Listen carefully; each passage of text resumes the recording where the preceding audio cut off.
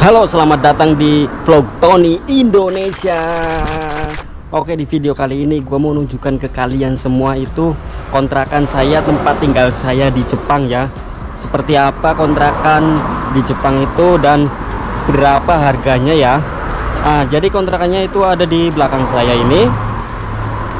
Kontrakannya ada di belakang saya. Bentuk bangunannya juga seperti ini kurang lebih ya. Jadi kontrakan di Jepang itu per bulan itu sekitar 6 juta rupiah, tapi kalau memakai uang yen itu sekitaran 40.000 yen. Oke, kita langsung review kontrakannya kayak apa ya, cus. Tapi sebelum kita review kontrakannya, alangkah baiknya kalian bisa klik tulisan warna merah di bawah John. Oke kapten, kita langsung aja review kontrakannya. Ya, kita lagi di depan kontrakan saya ini. Nah, di depan kontrakan ini itu seperti ini. Di depan ada lampu di depannya, lampu buat latar ya kalau di bahasa Jawa itu. Bentuk pintunya juga seperti ini. Pintu di Jepang itu sistemnya geser-geser, jadi tidak ada yang buka tutup gitu ya, tapi geser-geser modelnya. Seperti ini contohnya. Nah gitu ya. Oke, kita langsung aja kita review di dalamnya itu seperti apa. Yuk cus. Oke, kita masuk ke pintu dalam ya. Jadi di pintu dalam di bangunan Jepang itu rata-rata tersedia untuk apa ya, tempat naruh sandal. Untuk tempat naruh sandal. Jadi kalau kebanyakan bangunan di Indonesia itu sandalnya di luar, tapi kalau di Jepang itu rata-rata kebanyakan naruh sandalnya itu ketika tamu atau yang penghuni rumahnya sendiri itu di dalam pintu. Nah, di sebelah sini saya taruh buat sampah karena saya bingung nggak ada tempat sampah di dalam rumahnya ya. Ini buat tempat sampah dan kita lanjut. Oke, jadi di bangunan saya ini, di kontrakan saya ini, begitu masuk itu langsung disuguhkan dengan desain dapur Jepang. Nah, sini ada dapur dan semua perobotan, semua alat-alat di sini itu udah disediakan sama pihak kontrakan. Kayak contohnya kulkas, microwave, terus lalu ada kompor, ada magicom juga dan alat-alat buat masaknya. Dan ini ada alat yang menurut saya asing di Indonesia itu ini itu alat buat pemanas air. Jadi air keluar masuk dari sini, lalu ini ada gas masuk. Dan ntar di sini itu ada proses pemanasan buat memasak air. Contoh dipencet dari sini. Nah, itu akan keluar air panas. Oke ya, segitu dulu. Oke, kita lanjut di bagian sini itu ada WC. Jadi WC rata-rata di negara kita kan itu di belakang rumah ya. Tapi kalau di desain kontrakan saya ini WC itu di depan, malah di depan, di samping pintu. Aneh ya, kurang sopan kalau menurut saya, tapi ya mungkin beda kali. Oke, kita lihat WC nya itu seperti apa. Nah, WC di Jepang itu seperti ini. Maaf ya bila kotor tempat saya ini. Nah, terus di bagian atas ada lampu ketika kita masak malam-malam. Terus juga ada blower. Di sini ada stop kontak buat lampu. Nah, lampunya juga desainnya unik menurut saya ya, karena seperti bulan purnama. Oke, kita lanjut ke ruangan yang berikutnya. Itu ada, kita lurus ada ruangan buat nyuci baju dan kamar mandi.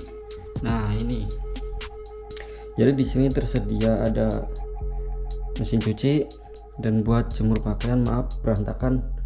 Terus di sebelah sininya juga ada apa, kamar mandi. Kamar mandi di Jepang tuh seperti ini pintunya ya.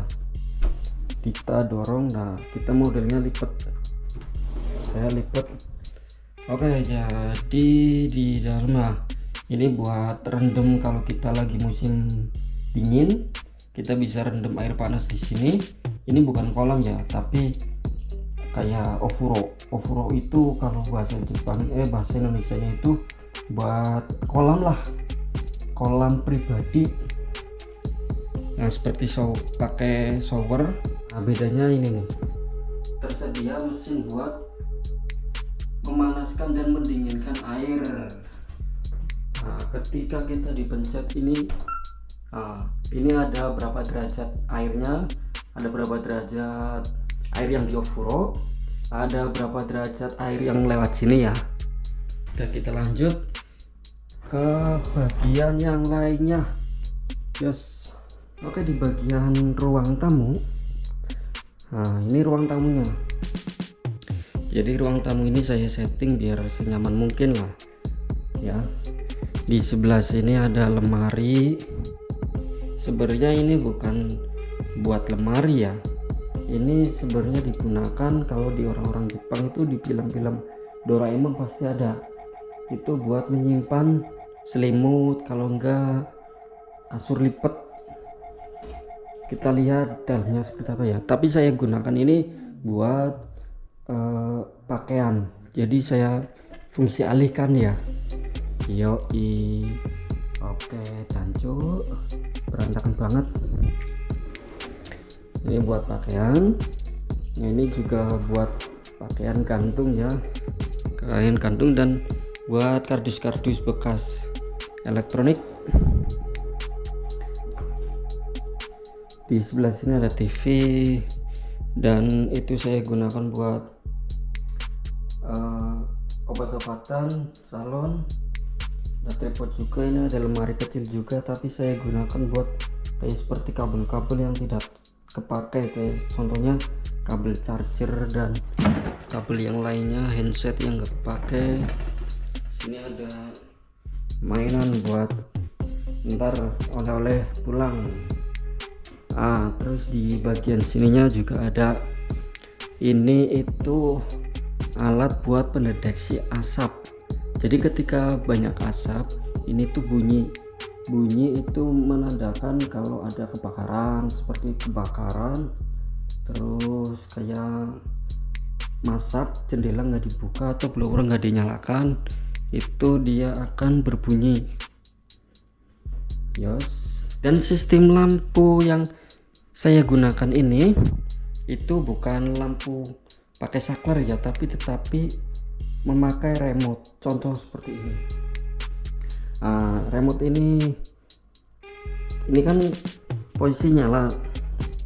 Kalau kita matikan itu ini, nah itu akan mati sendiri.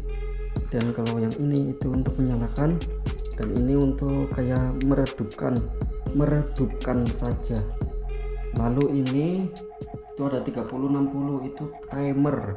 Jadi seumpama kita pencet yang 30 menit, dia akan berbunyi, dan dalam 30 menit dari sekarang itu lampu akan mati sendiri. Kita lanjut ke ruangan berikutnya, yaitu ruangan buat tempat tidur saya. Yos. Nah di ruangan ini ada AC yang sudah disediakan. Yang pasti AC di Jepang itu bisa dingin dan bisa panas ya. Jendelanya juga seperti ini. Jendela di Jepang itu rata-rata seperti ini, bisa ditarik. Jadi sistemnya geser-geser ya. Ini ada 2 lapis supaya agar ketika musim dingin itu tidak dingin. Di sebelah sini saya gunakan buat sholat. Lalu ada Al-Quran, dan ada meja, ada lemari juga. Lemari ini asli buat pakaian sebenarnya lemarinya, cuman tidak saya gunakan karena posisinya terlalu kecil juga. Terus juga apa ya, buat gantunginya itu agak susah. Nah, lantai di sini itu tidak memakai keramik atau apa ya, tapi memakai kayak seperti berbahan plastik. Jadi rata-rata itu berbahan plastik ya. Dan temboknya juga tidak memakai batu bata atau apa batu paving gitu ya, blok ya. Itu cuman memakai triplek. Nah, jadi triplek di dalamnya itu ada kayu silang-silang, baru ditempelin triplek, terus di wallpaper seperti ini. Hampir semua di Jepang itu seperti itu bangunannya, jadi tidak ada yang memakai tembok, tetapi kalau buat pondasinya itu memakai semen dan batu aja gitu bro. Oke, segitu dulu video dari saya, semoga bermanfaat. Saya Tony Indonesia pamit undur diri. Bila mana ada kesalahan dalam review kontrakan saya mohon maaf sekali. Dan bila kalian suka dengan video ini, silahkan klik like, komen, share di bawah. Oke John, salam satu Indonesia.